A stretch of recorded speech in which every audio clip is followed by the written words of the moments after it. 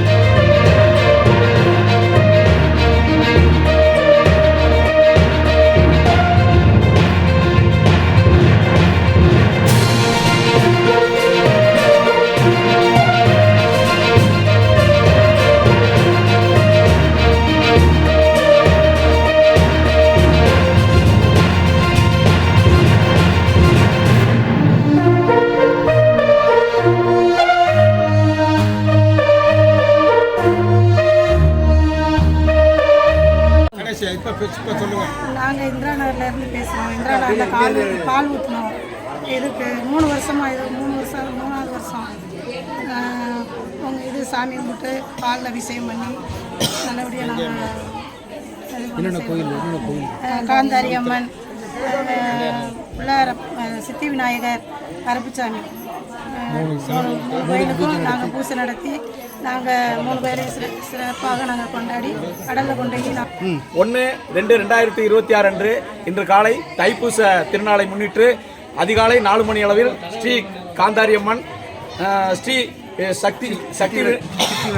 சித்தி விநாயகர், கருப்பண்ண சுவாமி ஆகிய பரிகார தெய்வங்களுக்கு காலை அபிஷேகம் நடைபெற்று பின்பு சிறப்பு பூசைகள் நடைபெற்று அதனைத் தொடர்ந்து ஊர்வலமாக ஊர் பொதுமக்கள், மகளிர் அனைவரும் மேலதாளத்துடன் பால், பழம், பத்தி சூடம் அனைத்தையும் எடுத்து சென்று கங்கை மாதா